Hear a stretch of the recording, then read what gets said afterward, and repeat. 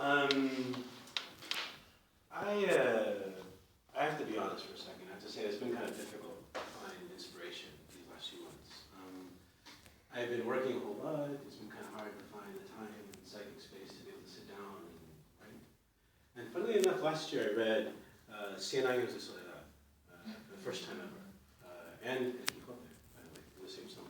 And I was carrying these huge books for the better part of the summer. And as a result, actually, I found myself much more interested in writing in Spanish. And what I'm going to read today was originally written in Spanish, and I've translated it into English. And it's actually a really interesting process creatively. This is from a project tentatively called The Last Day of Summer. And whereas before I always wrote about Los Angeles, and I always wrote about kind of like my background and my history and stuff that I was kind of comfortable with, this time around I decided instead to play a little bit more with my imagination, to really let myself go. And for those of you that might have a graduate degree or MFA, I had to unlearn a little bit. A little bit in my head. Yeah, I hope you enjoy it. I'm going to read two shorts. These are really short. And my idea is that these are interconnected short stories. I've been reading a whole lot and exploring a whole lot of these kinds of stories lately, and I really enjoyed them, so I'm hoping to experiment. The first one's called The Last Phone Call. To everyone else, he's just a man reading the newspaper. 60, not yet elderly, but old enough to have seen the 4-lane highway built. Tired enough to remember the pine trees that once lined the hilltops. Now there are overpriced cafes and refugees from Senegal and a high-speed train that links the Pueblo with the rest of the country, a place that is itself limping towards modernity. Time waits for no man, they say. It has other, younger fields to reap, those that aren't yet barren. Slightly overweight, striped dress shirt tucked into perfectly pressed pants, he's been rereading the same 4 lines on the wooden playground bench for more than an hour, hoping to spark real interest. Every now and then, he sets down the still crisp newspaper to call to his 4-year-old grandson as the boy plays on the slide. They are alone. It isn't yet noon when the other families will come to claim a picnic table. There are no other children to share with, and in fact, the boy has his choice of swings and monkey bars and a forgotten soccer ball. But it's the slide that he loves best. Time and again, the child climbs the ladder's 4 thick rungs and releases himself down the short purple slide, squealing with delight when his feet touch the ground. Each time seems as unforgettable as the first. The man, whose body begins to sag the longer he settles into the bench, wet and heavy with age, hears nothing but his grandson's solitary laughs and the hot breeze threading through the leaves. The little boy is content with nothing more than the summer sun and the distant fountain and the lonely playground. Meanwhile, the man, whose every breath expels a bit of his dusted life, experiences that feeling again. Dizzy, as if he were staring over the balcony of the apartment that he and his wife had shared for more than 30 years. After so long, the 7-story height doesn't explain the curious sensation he invariably feels, nor why, whenever he looks down at the gleaming car hoods and sizzling pavement, he can't stop the dark thought of falling, flailing. One last pitiful shriek before the final crunch of glass and bone. When his grandson cries out to him in glee, motioning wildly to the slide, the man's slowing heart is again enveloped in that grainy, nervous knot that only comes on the balcony. His palms begin to sweat. The man reaches for the cigar in his front pocket and lights it, letting the smoke float away into the windswept morning sky. What no one knows, not his drowsy-eyed daughter halfway through a shift at the panaderia, nor his wife visiting her sister in Jaén, is that he is waiting for a phone call, the most important one of his life. It is not an exaggeration. His existence after the doctor's phone call his existence after the doctor's phone call this afternoon will be measured in Sundays, San Jordis, and perhaps even terribly in sunsets. Even without a diagnosis, his heart has been empty, hopeless. That's why that morning he had offered to watch his grandson, much to his daughter's surprise. He needed a distraction, a charm against worry. And so waiting for the elevator, still wearing the town uniform and hairnet she donned at the bakery, She had tucked her auburn hair behind her ears like she always did whenever words escaped her. Normally it was his wife who offered to babysit the grandson. Meanwhile, he'd spend the eternal afternoons walking up and down the Pueblo's balmy avenues in contemplative silence to avoid his grandson's racket. He loved the boy, of course, loved him with the same distant affection his own father had cared for him. The man simply didn't have the energy for small children anymore, something he didn't mind admitting, even if the boy had taken a strong liking to him. He simply preferred to be alone. But that was before the doctor had entered the examination room, face drawn tight with results that were inconclusive. To the man who even now, sitting on the park bench, feels the marrow in his bones beginning to rust, inconclusive means only one thing: inevitable. For now, his grandson's chubby hands grasping the sunlit ladder is enough to stave away the life he feels fleeing from him. There were all those hours to get through before the doctor called that afternoon, he found. The man squints into the newspaper, desperate to find meaning in a serpentine type. He wonders how his life, or what remained of it, would change after fate handed him the news.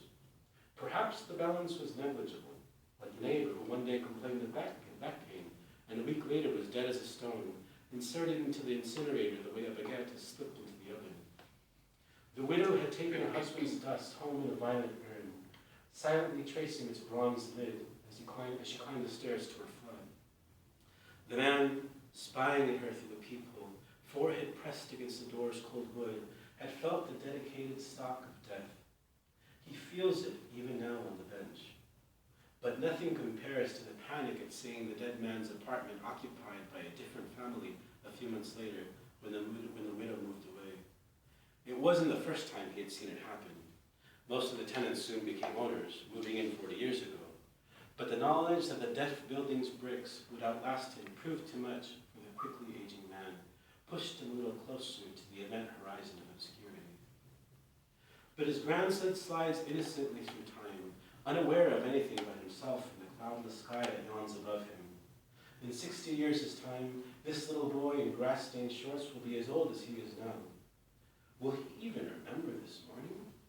The old man wonders, but he already knows the answer.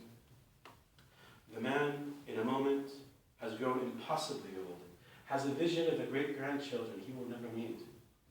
The boy will strain to remember him, like the old man does now, remembering the copla his mother used to hum as she washed the dishes. Soon it will be like he'd never been here at all.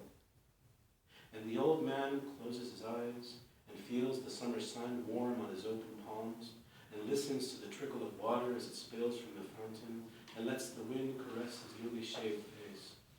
The world continues to spin forward, not a single minute unforgiven, and the old man knows he can do nothing to stop it. And the second one I'm going to read, the final one, is called The Unnamed Luck. The goddamn cat wouldn't come out from underneath the bed. Okay. Okay. That's when the wife, resigned, threw her hands up to say, "See, I'm done trying." It was the 5th time this week alone that the cat had scurried under the bed, a tight spring of black and white fur that clawed at her when she tried pulling him out. The entire time that her husband, should she get used to saying ex-husband, had been living and lying here, the cat had never once misbehaved. Not one angry scratch, not a single unwelcome nibble. But nothing, especially the cat, had been the same after her husband, who was probably on his way to that horse house, the one without a name, stopped by to pick up the last of his clothes earlier in the week, sealing the tomb of the relationship. The wife picked up the cat's bowl from the hallway and knelt at the side of the bed. "Vinga, cariño, vinga," she cooed to him, feeling slightly foolish. The cat had never paid much mind to her from the start, preferring the rough strokes of her husband's large, dry hands. She strained to make her voice sweet, but the cat only widened its green eyes with fear. As stubborn as its owner, she sighed. She got up off the floor, and after scooping up the bowl, she went into the kitchen. Perhaps she could find something to entice the cat into coming out. In the nearly empty pantry, she found a can of tuna, a relic from their last trip to the grocery store as a married couple. Thumbing its contents into the cat's bowl Licking the oil off her salty fingertips, his memory floated up to her, automatic, involuntary. Wending through the cereal aisle in fruit displays and liquors, her husband complaining about the rising price of everything. The grocery store was full of other couples doing their Saturday morning shopping, and when she slipped her hand in his back pocket to fish out his wallet, she couldn't have imagined that it would all end that very night. That even after she reconciled the mysterious bank withdrawals with the mocking wrinkled sheets, the only thing she wanted was a name. Her name. Followed by a face to pummel, to punish. Her husband at first had, of course, denied her. Only when she shadowed their honeymoon photo, the one where they were impossibly young, where they saw two strangers in the full bloom of life, only then did he finally admit to the affair. Another woman in the same pueblo had stolen him away. But he wouldn't say who, no matter how much she screamed at him or scratched at the buttons on his shirt as he stormed down the building's stairwell, wearing only his pajama bottoms. Now, standing in the kitchen, staring at the humming refrigerator, she turned this over in her mind. Idiota. 15 years at the apex of love, and all she had left to show was an empty apartment filled with indignant silence. When she got back to the bedroom, she got down on all fours and inched the food bowl toward the cat. Its nose twitched a bit as it stretched to sniff the tuna. For a second, it looked tempted. She had visions of the animal brushing up against her open palm, welcoming her touch, accepting her love. But instead she felt rejected when the goddamn cat lay out, sphinx-like, and pawed instead at an undiscovered ball of dust. That's actually what happened. You won't be happy until I'm miserable, eh? She cried, louder than she had meant to. The cat, surprisingly, meowed, as if in response. She dusted her knees and got up off the floor. Stay there then, she said. She stepped out of the bedroom and closed the door behind her, trapping the cat inside. The wife went into the living room and thought about stepping out for some fresh air. The blinds were drawn, the windows closed, but she opened them all anyway, flooding the room with the last morning of summer.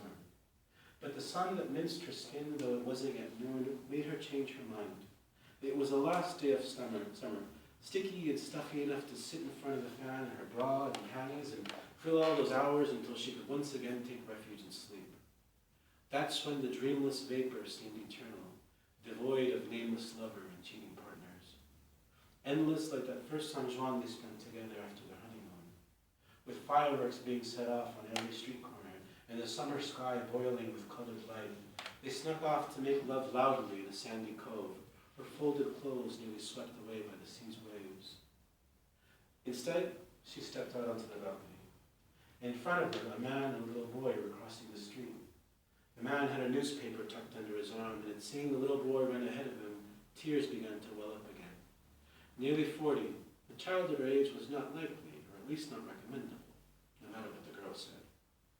They'd invited her to vacation with them and their faithful husbands and their clean children, but the wife, soon to be ex-wife, divorcee, she realized with a stab of panic, didn't feel up to it.